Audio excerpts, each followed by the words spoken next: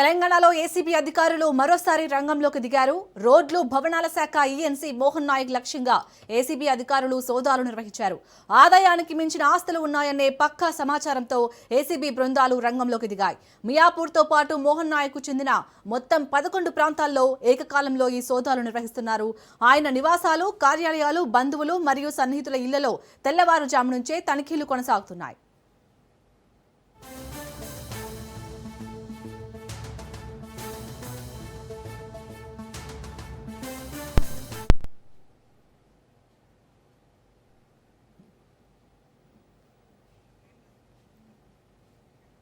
ఇక తెలంగాణలో అయితే రోడ్లు భవనాల శాఖ ఈఎన్సీ మోహన్ నాయక్ లక్ష్యంగా అయితే ఇటు ఏసీబీ అధికారులు మార్నింగ్ నుండి సోదాలు నిర్వహిస్తున్నట్టుగా తెలుస్తుంది. మరిన్ని డీటెయిల్స్ ని మా ప్రతినిధి సునీల్ అందిస్తారు. సునీల్, ఇటు మోహన్ నాయక్ చెందిన 11 ప్రాంతాల్లో అయితే ఏసీబీ అధికారులు రైడ్స్ చేస్తున్నట్టుగా తెలుస్తుంది. ఇప్పటి వరకు ఎలాంటి ఇన్ఫర్మేషన్ అందుతుంది? ఆదాయానికి మించిన ఆస్తులు కలిగి ఉన్నారన్నటువంటి ప్రధాన అభియోగాలతో ఈరోజు రోడ్లు భవనాల శాఖ ఈఎన్సీగా పనిచేస్తున్నటువంటి మోహన్ నాయక్ నివాసంలో ఉదయం 6 గంటల నుంచి ఏసీబీ అధికారులు 11 చోట్ల మియాపూర్ తన నివాసంతో పాటు తన కుటుంబ సభ్యులు, తన బంధువుల నివాసాల్లో కూడా ప్రస్తుతం అయితే ఏసీబీ అధికారులు తనిఖీలు ముమ్మరంగా కొనసాగిస్తున్నారు.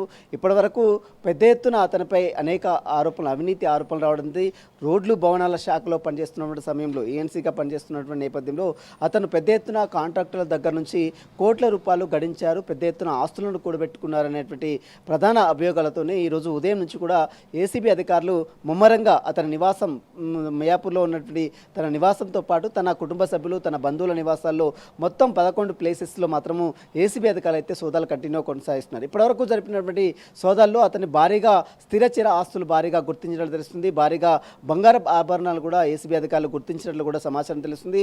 ఇక దాదాపు కొన్ని వేల కోట్ల రూపాయల ఆస్తులు కూడా పెట్టినటువంటి ఈఎన్సీ మోహన్ నాయక్ సంబంధించిన దానిపై కూడా సాయంత్రం వరకు కూడా ఈ రైడ్స్ కొనసాగే అవకాశం ఉంది. అన్ని సోదాలకన్నీ కంప్లీట్ అయిన తర్వాత ఏసీబీ అధికారులు పూర్తి వివరాలతో మీడియాకు పత్రికా ప్రకటన ద్వారా పూర్తి వివరాలు కూడా వెల్లడించే అవకాశం. ప్రస్తుతం అయితే రైడ్స్ అయితే కంటిన్యూ కొనసాగుతున్నాయి. ఈ రైడ్స్ అన్నీ అంటే గత ప్రభుత్వంలో ఈఎన్సీగా పనిచేస్తున్నటువంటి రోడ్లు భవనాల శాఖలో పనిచేస్తున్నటువంటి మోహన్ నాయక్ పెద్ద ఎత్తున లంచాలు తీసుకున్నాడు, పెద్ద ఎత్తున అవినీతి అక్రమాలకు పాల్పడ్డారన్నటువంటి ప్రధాన అభియోగాలతోనే ఈరోజు ఏకకాలంలో ఏసీబీ అధికారులు అయితే 11 చోట్ల సోదాలు అయితే కంటిన్యూ కొనసాగిస్తున్నారు.